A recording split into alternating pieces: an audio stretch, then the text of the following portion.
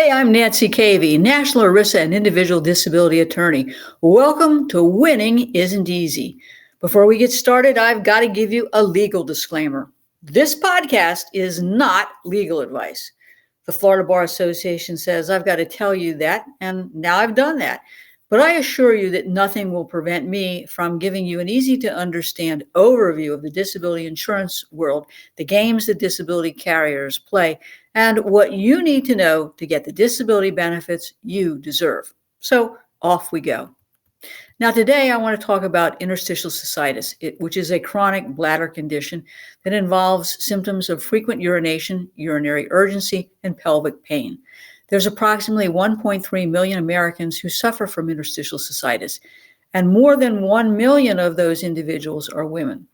The severity of IC can differ from person to person, and in severe cases, there can be scarring of the bladder wall, pinpoint bleeding, or even ulcers. As a result, your bladder will lose the ability to hold urine, which means that you have to urinate frequently. I'm going to be walking you through an IC claim and how disability carriers react to these claims. And specifically, I'm going to talk about three things. Number one, what should I be telling my doctor about my interstitial cystitis symptoms that will help me win my claim? Two, how can I use Social Security regulations on impairment to overcome a disability carrier plan or denial of my claim? And then lastly, is the diagnosis of interstitial cystitis and fibromyalgia sufficient to overcome an Aetna disability insurance claim? So I'll give you a real world example of how this goes down. Let's take a break before we get started. Robbed of your peace of mind by your disability insurance carrier? You owe it to yourself to get a copy of Robbed of Your Peace of Mind, which provides you with everything you need to know about the long-term disability claims process. Request your free copy of the book at caveylaw.com today.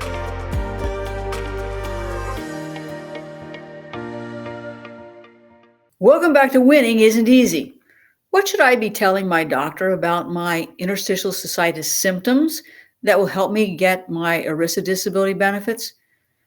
I'm going to be frank. Winning an ERISA disability claim because of IC can be hard. You've got the burden to prove that you can't perform the material and substantial duties of your occupation or any occupation, as those terms are defined by your policy or plan. It's really important that you understand what it is you need to prove. And that's one of the reasons why I strongly suggest you get a copy of your policy or your plan and read it cover to cover, looking at the definition of disability, occupation, and whether or not objective evidence is required. Now, you also need to understand that the carrier or plan is going to be reviewing your medical records. The disability carrier is going to have your doctor complete an attending physician statement form. And I find that these are generic forms that do not ask specific questions about the symptoms of IC and its disabling restrictions and limitations. I'm also a Social Security disability attorney, so many times I will be using an interstitial cystitis Social Security residual functional capacity form as a supplement to the disability carrier or plan's APS form. Now, before you give that to your doctor to fill out, I think that you should be giving your doctor a history at each visit of the following things so that they will have an adequate fund of information with which to fill out the APS form or the residual functional capacity form. So you need to write these things down.